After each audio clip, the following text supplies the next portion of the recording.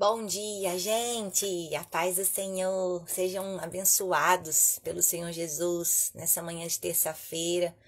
É sempre muito bom, né? Estar na presença do nosso Senhor, ter um tempo para compartilhar um pouco da palavra de Deus. Ontem o Zé esteve aqui com vocês, hoje sou eu. E a gente vai fazendo um revezamento aí. Vocês terão pessoas, né, novas, diferentes, para vocês não enjoarem da nossa cara todo dia. Hoje a gente vai estudar o livro de Salmos. Para quem está chegando agora e não sabe, a gente tem feito esses estudos, né? Esse momento de devocional todos os dias, de segunda a sexta, às 7h14. Não é muito tempo, é pouquinho, então dá para você refletir um pouco e começar bem a sua manhã, tá? Eu coloquei uma musiquinha aqui. Bom dia, Rosângela, seja bem-vinda. Deus abençoe a sua vida. Eu coloquei uma musiquinha, tá bem baixinho, mas se por acaso estiver atrapalhando vocês, falem aqui que eu abaixo ou tiro, tá bom? Eu gosto muito desse ambiente, né?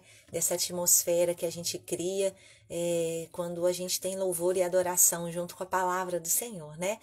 Então vamos orar, né? Pedindo para que o Senhor traga a revelação dele pra gente nessa manhã. Pai, nós queremos te agradecer por mais esse dia, por mais essa semana na tua presença. Obrigada, Espírito Santo, pela oportunidade de aprender mais de ti, de ouvir a tua voz, de te conhecer de perto. A tua palavra tem tantos segredos que para a gente às vezes estão ocultos, mas nós pedimos ao Senhor a revelação. Revele a nós, papai, aquilo que às vezes a gente já passou por tantas vezes lendo, mas nós não percebemos. Traga essa revelação para nós essa manhã e fale conosco de maneira pessoal, que a gente consiga tirar aplicações pessoais para a nossa vida nessa manhã, mais do que apenas realizar um estudo, entender o que o Senhor quer falar conosco nessa terça-feira. Eu declaro corações abertos e sensíveis à tua voz, que os teus filhos, papai, agora ou que vão assistir depois, sejam ministrados, impactados e tocados pelo teu Espírito Santo. Fale conosco, Espírito. Nós estamos sedentos pelo Senhor e antes de fazer qualquer coisa no nosso dia hoje, nós queremos entregar o nosso dia ao Senhor e começar o nosso dia com o Senhor e mais ninguém. Por isso, tome as rédeas e o controle, Senhor, e controle, domine o nosso dia. Nós entregamos ao Senhor o livre-arbítrio, nós devolvemos ao Senhor e pedimos, faça o que o Senhor achar melhor, papai, que a nossa vida é completamente tua. No nome de Jesus, amém. Amém. Deus abençoe. Vamos lá, então. Hoje eu vou ler na versão NVI, tá? Salmos 10, NVI. Eu gosto de ir variando, porque dependendo do assunto, existem versões que ficam mais claras pra gente, né? E eu lembro que antes, na minha adolescência, eu só tinha uma opção de Bíblia, né? A gente não tinha tudo isso que a gente tem. Você vai no computador, você baixa a versão, a mensagem, baixa outras versões, né? E eu gosto dessas possibilidades. E a gente tem que usar isso a nosso favor. Esse Salmos, ele não foi um salmo escrito por Davi, não, tá? E ele fala um pouco da relação desse salmista com os ímpios. E o que isso quer dizer, né? Às vezes, a gente acha que os ímpios estão muito distantes de nós, mas no nosso dia a dia, nos dias de hoje, existem os ímpios que nos cercam, né? E como seria o nosso relacionamento com esses ímpios que nos cercam? Talvez se você fosse parar para pensar, seria muito parecido com... A gente tem uma forma de olhar para as pessoas mais romântica, né? É engraçado que quando a gente olha a vida do outro, a gente acha que tá tudo bem e perfeito na vida daquela pessoa. E quando a gente olha pra gente, a gente não vê tudo isso. Mas, assim como a gente faz isso, as pessoas também fazem. Então, elas também olham para nossa vida. Bom dia, Marquinhos, seja bem-vindo, Deus te abençoe nessa terça-feira. Então, quando a gente olha para a nossa vida, às vezes a gente não acha que é tudo isso, mas quem está olhando para a gente acha que a nossa vida é muito boa. Então, a gente tem uma lupa para olhar para a vida dos outros como a vida das pessoas fossem perfeitas, né? Tá tudo bem, tá tudo certo. Nossa, fulano tem carro, fulano tem casa, a família é perfeita, os filhos são obedientes, eles viajam, fazem o que eles querem, não tem problema. E por que a minha vida é desse jeito? E o pior, isso se agrava quando a gente olha para um ímpio, e o ímpio é assim, né? Quando às vezes é um servo do Senhor, um amigo seu da igreja, talvez você não pense dessa maneira, mas, né, eu espero que não. Mas quando a gente olha para um ímpio, talvez tenha aquele sentimento de, nossa, por que o ímpio prospera? Por que ele prospera? Ele nem te teme, ele nem te busca, por que a vida dele é assim e a minha não é? Então a gente espera mais daqueles que estão com o Senhor. E talvez em alguns momentos você possa se sentir injustiçado. Eu já me senti injustiçada, porque eu pensava, nossa Senhor, mas por quê? Deveria ser diferente para mim. E esse salmo vai falar um pouco sobre isso, dessa indignação do salmista com a forma como o outro vive, e vive muito bem. E a gente vai ver sobre isso. Ele começa o primeiro versículo falando assim, Senhor, por que estás tão longe? Por que te escondes em tempos de angústia? Eu tenho certeza que em algum momento da sua caminhada com o Senhor, você deve ter feito uma oração semelhante a essa. Bom dia, Juliana, seja bem-vinda. Deus te abençoe. A gente está estudando Salmos 10. A gente já fez alguma oração como essa, perguntando ao Senhor onde ele estava, né? Senhor, onde o Senhor está? O Senhor não está vendo o que eu estou passando? Cada um tem sua forma de falar, né? Eu não tenho visto a tua justiça, Senhor. Por que o Senhor está se escondendo de mim? Eu acho injusto isso que está acontecendo. O outro prospera, eu não prospero. O outro tem isso, eu não tenho. O outro vive essa vida, eu não tenho. Então, é natural, e o próprio salmista está mostrando isso pra gente, que muitos anos antes da gente pensar em existir, já tinha gente que orava assim, igual a gente, achando que Deus não está vendo, achando que Deus não está cumprindo a sua justiça, achando que Deus não está estabelecendo o reino dele, né? E ele faz essa oração. E aí no versículo 2 ele vai dizer, em sua arrogância o ímpio persegue o pobre, que é apanhado em suas tramas. Então ele está falando, o Senhor não só não está olhando as coisas que estão acontecendo, como você não está vendo o ímpio está fazendo armadilhas, ele está encurralando aqueles que são justos, né? Fazendo tramas, né? Maquinando o mal. A gente já leu num versículo aí para trás, num capítulo aí para trás, falando que o ímpio por muitas vezes cava até buraco, né? Faz aquela coisa bem pensada para pegar o justo. E ele está indignado, porque ele está vendo que o ímpio tem feito, tem agido dessa maneira. Ele se gaba da sua própria cobiça e em sua ganância amaldiçoa e insulta o Senhor. Em sua presunção, o ímpio não o busca. Não há lugar para Deus em nenhum dos seus planos. Então esse salmista ele está indignado por quê? Porque esse ímpio é ganancioso, ele cobiça, ele amaldiçoa. Tô aqui, gente. Ele amaldiçoa o outro e na vida dele não há espaço para Deus. Não há lugar para os planos de Deus. Eu já conheci muita gente, não que maquinava o mal, mas que não tinha espaço na vida delas para Deus. E todas as vezes que eu ia conversar de Deus ou de planos do Senhor, né, aquele papo bem de crente, porque tá dentro da gente, a gente tem que falar de Jesus na nossa vida, senão não é ser crente. Você percebia cada vez mais nítido, eu percebia muito nitidamente que aqui não existia espaço para Deus na vida daquelas pessoas. Assim como a gente planeja e fala, Senhor, os meus planos estão nas tuas mãos, os meus sonhos estão nas tuas mãos, para muitas pessoas não existe isso. E o sentimento que eu tenho de todo o meu coração é de pena. Eu sinto uma piedade, né? Porque pena parece, nossa, não, eu sinto piedade, porque elas não sabem o que elas estão perdendo ao viver uma vida sem o Senhor, ao deixar de incluir Deus na vida delas, nos planos. E esse salmista está indignado, porque essas pessoas maquinavam a maldade e não incluíam, não existia espaço para Deus na vida delas. Então, é um salmo, a primeira parte do salmo, ele se indigna com essa situação. Ele tem revolta no coração dele, porque muitas pessoas realmente não incluem o Senhor na vida delas. E pelo contrário, às vezes caçoam, às vezes perguntam, né? Deus não está presente nessa situação. Eu tive a oportunidade de conversar essa semana com uma pessoa e essa pessoa falava, porque eu não acho que existe muita justiça no mundo, porque se houvesse justiça, não haveria maldade, não haveria fome, né? E às vezes a gente atribui todas as iniquidades do mundo a Deus, né? Muitas pessoas têm esse hábito de fazer essas interrogações. Deus, se você existisse mesmo, por que haveria tudo isso? Por que as coisas estariam dessa maneira?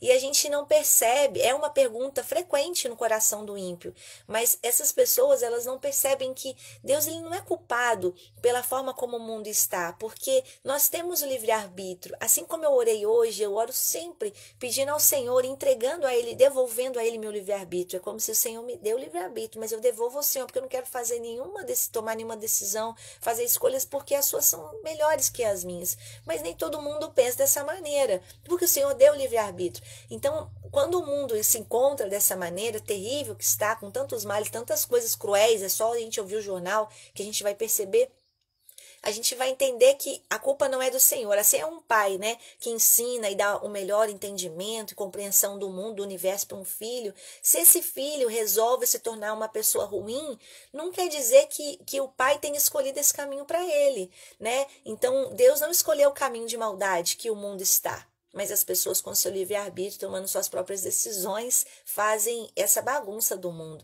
Então, se alguém te questionar algum dia, onde Deus está, né? Tanto que está acontecendo, você pode também falar e conversar, né? Eu não digo nem discutir, tentar argumentar, não.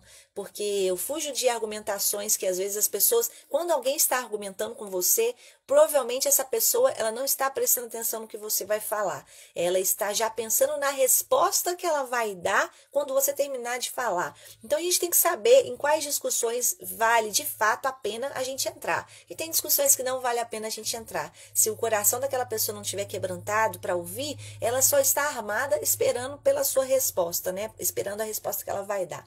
Então, essa é uma direção que a gente pode caminhar quando as pessoas conversarem isso com a gente, né? E aí, seguindo aqui, que um assunto vai emendando no outro, versículo 5. Os seus caminhos prosperam sempre. Então, acima da sua compreensão estão as suas leis, que ele faz pouco caso de todos os seus adversários. Então, ele continua indignado contra o ímpio, pensando consigo mesmo, nada me abalará, desgraça alguma me atingirá, nem a mim, nem aos meus descendentes. Então, existe, olha só, gente, ele está falando que o ímpio tem muita convicção de que nada vai alcançar. Ele se sente inabalável. E a gente, às vezes, né, sendo justo, a gente, contando com o Senhor, por que a gente tem esse sentimento que as coisas vão nos abalar? Sendo que o próprio ímpio acha-se, né, inabalável, nenhuma desgraça vai me alcançar, nada vai alcançar meus descendentes. Olha só, o ímpio está dando uma aula de fé pra gente. Ele está dando uma aula de comportamento que nós deveríamos ter, né, e acreditar que nenhuma praga alcançará a nossa casa, que o nosso lar é protegido, nenhuma desgraça nos alcançará, a nossa descendência será bendita, né? Porque nós temos o Senhor, né? Então a gente está aprendendo algo aqui com os ímpios. Engraçado isso, né?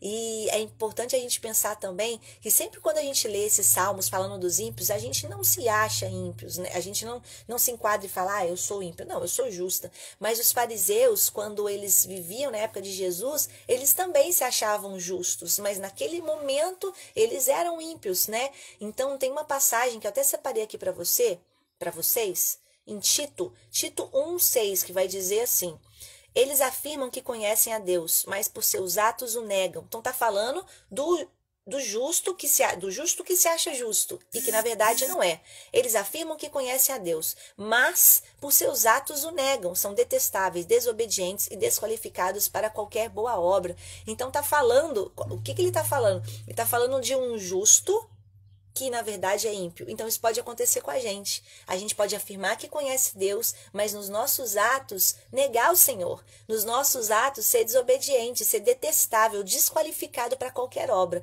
Então a gente tem que abrir os nossos olhos, porque às vezes esse salmo não é só para o injusto, mas pode se enquadrar para a gente. A partir do momento que a gente nega o Senhor, que a gente é desobediente, nós estamos desqualificados de justo.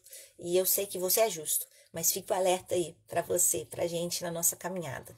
E aí, continuando, vai dizer assim no versículo 7, sua boca está cheia de maldições, mentiras, ameaças, violência, maldade estão em sua língua. Fica à espreita perto dos povoados, em emboscadas, então ele maquina o mal, procurando o inocente, né, as escondidas, para tragar a sua vítima. Fica à espreita como um leão escondido, agachado, fica de tocaia, as suas vítimas caem em seu poder. E aí ele fala no versículo 11, porque aí a gente começa uma nova, é como se esse capítulo se dividisse em duas partes. Uma em que ele está indignado contra a injustiça, contra o ímpio, contra essa maldade, e o 11 em que ele tem um outro tipo de diálogo, e vocês vão perceber aqui agora. Versículo 11. Pensa consigo mesmo, Deus se esqueceu, escondeu o rosto e nunca verá isso? Que foi o que eu disse, que muitas pessoas falam, Deus não está vendo o que está acontecendo nesse mundo? E aí ele fala, levanta-te, Senhor, ergue a tua mão, ó Deus, porque ele sabe que quem tem poder para mudar alguma coisa é o Senhor. Levanta a tua mão, não te esqueça dos necessitados, olha para nós, olha para o que está acontecendo. Não, a gente não pode ser vítima de injustiça. E eu não sei se é o seu caso, mas se esse for o seu caso, se posicione dessa maneira, porque até o ímpio não se sente abalado e ele não tem nem em quem confiar. E você tem em quem confiar. Então, se você tiver que clamar, levanta-te, Senhor, estende a tua mão, não esqueça dos necessitados.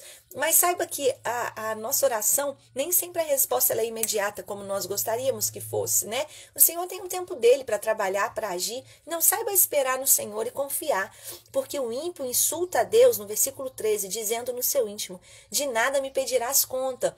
E esse é o pior tipo de pessoa, aquela pessoa que acha que tudo que ela está fazendo, um dia ela não vai ter que prestar conta. Então, talvez no seu íntimo você pense, meu Deus, esse mundo não é nada justo, né? As pessoas que buscam o Senhor não vivem uma vida de paz, ou então, e os outros que nem te conhecem. Mas muitas vezes, aquilo que você está vendo aqui na Terra não vai refletir a justiça que de fato se cumprirá na eternidade. Então, aqui você pode até ter a sensação de que tem um justo prosperando, de que tem um injusto, né, um ímpio sendo abençoado. Mas assim que nós morremos, não tem como, a gente vai viver a justiça do Senhor. Então, assim, eu acredito que muitos morreram, né, e tem uma passagem em Hebreus que fala disso. Muitos morreram, muitos homens de fé morreram sem ver o cumprimento do seu propósito, sem ver a justiça sendo estabelecida. Mas esse não é o fim da história. Não é como se fosse um filme que teve um final triste, apesar dessa ser a nossa perspectiva. Nossa, fulano morreu e ele merecia isso, merecia aquilo. A impressão que a gente tem é de que algumas pessoas não deveriam morrer sem ter visto algo acontecer. Mas a verdadeira justiça do Senhor, ela se cumpre a partir do momento que a gente morre. A justiça se cumpre na eternidade, porque talvez, tenho certeza, não talvez, muitos passaram pela terra e não foram de fato justificados, não foram pessoas que viram a justiça se cumprindo na vida delas. Mas isso não quer dizer que elas não verão quando elas chegarem no céu, né? Então vai chegar um dia que nós seremos julgados. Então talvez a gente não viveu tudo aquilo que a gente imaginou viver aqui na terra, mas no céu não tem como. Isso vai acontecer em algum momento. Então não se sinta injustiçado, né? Porque aqui nessa vida, que parece pra gente ser tão real, é de fato só a nossa passagem, né? Tem coisas que nós só veremos quando a gente chegar no céu. E aí no versículo 14 vai falar assim: mas tu enxergas o sofrimento e a dor, observa-os para tomá-los em tuas mãos. A vítima deles entrega-se a ti. Tu és o protetor do órfão. Então, mesmo que tenha gente maquinando mal, eu sei, Senhor, essa é a oração do salmista, que você está protegendo o órfão, que você está observando todas as coisas. Então, mesmo que por tantas vezes os nossos olhos não vejam o resultado, o desfecho de um acontecimento como nós gostaríamos, o Senhor, ele é onisciente, onipotente, onipresente. Os olhos dele estão sobre os justos e sobre os maus. Então, ele está em todos os lugares, acompanhando todas as situações. Porque o Senhor quebra o braço do ímpio e do perverso, pede contas de sua impiedade até que dela nada mais se ache. Ou seja, quando o Senhor faz em um estalar de dedos, ele cumpre a justiça dele. Eu já estou finalizando. Vai falar assim no 16. O Senhor é rei para todo sempre. Da sua terra desaparecem os outros povos. Então, Pai, o salmista está dizendo, apesar dessa iniquidade, apesar de eu não ver a justiça se cumprindo com os meus olhos da maneira como eu gostaria, o Senhor é o rei para todo sempre. O que essa oração poderosa quer dizer? Senhor, mesmo que a minha oração não seja respondida como eu gostaria, o Senhor é o rei para todo sempre. Senhor, eu sei que eu não fui ouvida agora. As coisas não estão como eu pedi e a resposta não veio imediatamente, mas o Senhor é o rei para todo sempre. E eu aprendo com Paulo, porque Paulo, quando ele ia falar, quando ele ia orar, ele falava assim, eu fui feliz com muito, eu fui feliz com pouco, eu sei viver com açoites, mas sei viver com liberdade. Então ele dizia que a oração dele, a adoração dele não estava ligada às respostas de Deus. Se o Senhor me responder, eu vou te adorar. Se você fizer isso para mim, porque muitos de nós somos assim. A gente fica bem com o Senhor quando a gente tem resposta de oração. E as coisas não ficam tão bem, a gente até se desliga um pouco quando as coisas não ficam como nós estamos. E a gente tem que aprender a adorar o Senhor na fartura e na pobreza, na doença e na saúde, com orações respondidas ou não respondidas. Em todo tempo, Senhor, Tu és o Senhor. E esse salmista, apesar de toda a indignação dele, ele está ensinando isso pra gente. Você consegue fazer isso? Adorar o Senhor em toda situação, independente das respostas, né? Para muitos é um desafio. E quando a gente está imerso em algum problema, em alguma dificuldade, talvez a gente até se esqueça dessa palavra. Mas se for o seu caso, adore o Senhor em toda e qualquer situação. Aprenda a adorar e engrandecer o Senhor, mesmo quando tudo não vai tão bem assim. Tu, Senhor, ouves a súplica dos necessitados. Tu os reanimas e atendes ao seu clamor. Então, mesmo que as coisas não sejam como eu imaginei, eu sei que o Senhor está me escutando. Eu sei que o Senhor me atende e vai ouvir o meu clamor. Às vezes não vai ser como eu imaginei, mas o Senhor atende. E às vezes, será que a gente tem essa convicção? Eu acho que a gente está tão acostumado a orar, que às vezes a gente tem o sentimento de que, será que você acha mesmo que essa oração é poderosa? Que essa oração tem poder de alcançar o céu?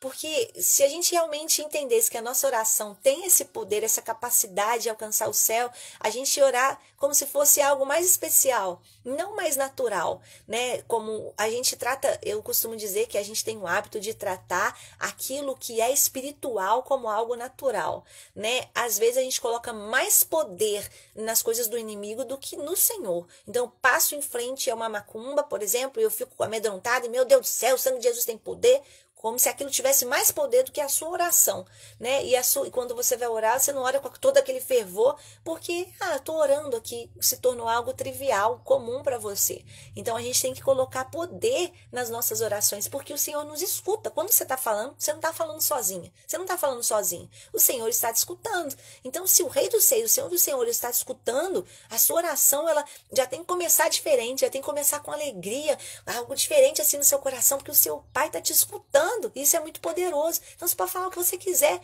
ele vai ouvir e ele vai atender a voz do necessitado, ele vai atender o seu clamor, ele está te escutando, você não está falando sozinho. Não pense nunca que na sua oração você fala sozinho. E aí no versículo 18 ele vai finalizar esse capítulo dizendo assim: defendes o órfão e oprimido, a fim de que o homem que é pó já não cause terror. Então, a gente tem que ter a convicção no nosso coração de que o Senhor, ele escuta o aflito, ele escuta o clamor do órfão, o clamor daquele que está oprimido, e ele trabalha para que a gente não sofra o terror dos homens. Então, todas as vezes que eu leio a palavra, eu tenho cada vez mais convicção de que nós não estamos sozinhos nessa terra, de que o Senhor caminha conosco todos os dias, de que é melhor ter Deus como aliado do que um amigo, do que um chefe, do que uma pessoa que resolve seus problemas, porque Ele é o melhor aliado de todos. E que essa seja uma verdade para a sua vida também nessa manhã. Por que contar, temer o ímpio se eu tenho o Rei dos Seis, né, ao meu lado, né? A gente não precisa temer o mal e saber ter a convicção de que as respostas elas não vêm na medida que nós queremos, mas aprenda a engrandecer o Senhor em todo tempo, né? Como diz Eclesiastes, tem tempo de chorar, tem tempo de se alegrar, tem tempo de se entristecer, tem tempo para todas as coisas. Bom dia, Gleice abençoada. Tenha uma terça-feira abençoada na presença do Senhor, cheia da presença do Espírito Santo. Então tem tempo para todas as coisas e a gente tem que entender qual o tempo que a gente está vivendo. É importante discernir as estações, né? Em qual estação você está vivendo. Porque talvez seja uma estação realmente de ressignificar as coisas que já aconteceram na sua vida. E se a gente não sabe a estação que a gente está vivendo na presença do Senhor, a gente não vai entender algumas coisas que estão acontecendo. Então faça essa reflexão. Eu peço até que você faça esse exercício agora, porque tem muito a ver com o espírito da escola, né? A gente trabalha muito com as ativações. A gente acredita muito que a palavra ela vem, né, para trazer uma resposta, para trazer instrução, mas o que a gente pratica? Então, eu vou te desafiar agora a fechar os seus olhos e perguntar ao Espírito Santo, que é o seu amigo, né? A gente já está finalizando, mas pergunte: Senhor, Espírito Santo, meu Pai, em qual estação eu estou? Em que momento eu estou da vida? Eu estou na estação de colher? Ou eu estou na estação aquela árdua, né? Como se fosse um inverno, que as coisas parecem ser mais difíceis, mas que ela é importante também para o meu crescimento. Em qual estação eu estou? Em qual fase eu estou na vida? Porque o seu comportamento vai determinar, né? Você saber disso vai determinar o seu comportamento. Então, tome aí alguns segundos e pergunte ao Senhor.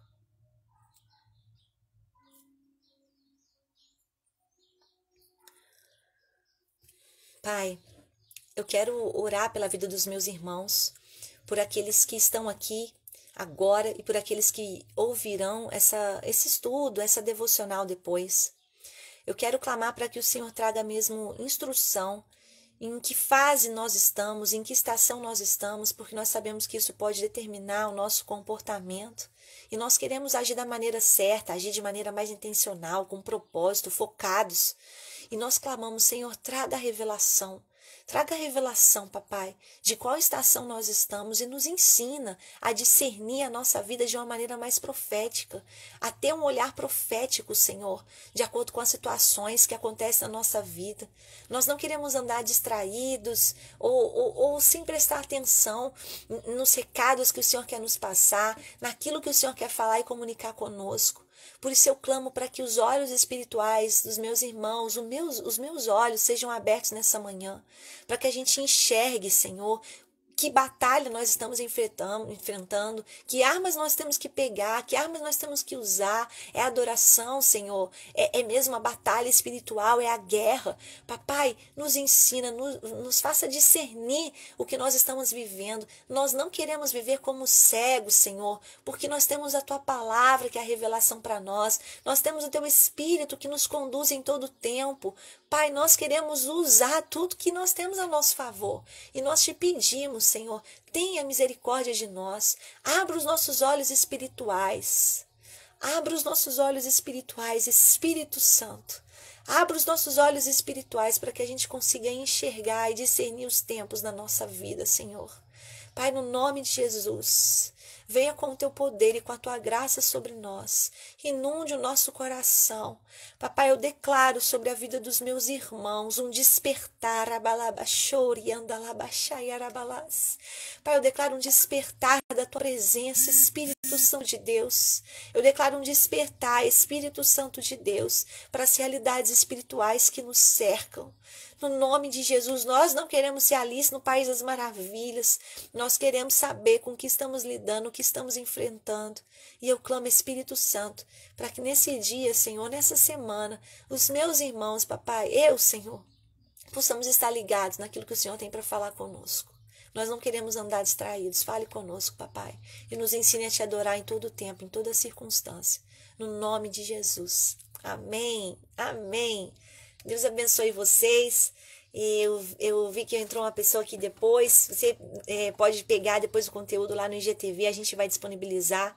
Mas eu declaro um dia abençoado sobre a sua casa, um dia cheio da presença do Senhor, um dia de respostas do Senhor para a sua vida, um dia que você sinta o amor do Senhor e que você sinta que você não está sozinho, que você é a menina dos olhos do papai, você é o menino dos olhos do papai. Eu declaro que todo o espírito de solidão, nós repreendemos agora no nome de Jesus. Todo sentimento de solidão, todo sentimento baixa autoestima, nós repreendemos no nome de Jesus. Você é a luz dos olhos do Senhor. Você foi pensado e feito pelo Senhor com muito carinho, com muito amor. E que você tenha essa convicção de realeza dentro de você, no nome de Jesus. E que aquilo que você tem aprendido e de graça recebido, você possa espalhar para quem tiver ao seu redor, tá bom? Eu amo vocês sem conhecer. E eu peço de todo o meu coração, Senhor, para que Deus possa abençoar a vida de vocês, tá bom? Um beijo, fiquem com Deus. Tenham uma terça-feira abençoada. E amanhã a gente tem mais, né? Vamos estudar Salmos 11. E pode ser que seja eu, pode ser que seja outra pessoa. Vocês têm que estar aqui às 7h14 para conferir, tá bom? Deus abençoe muito vocês. Fiquem com Deus.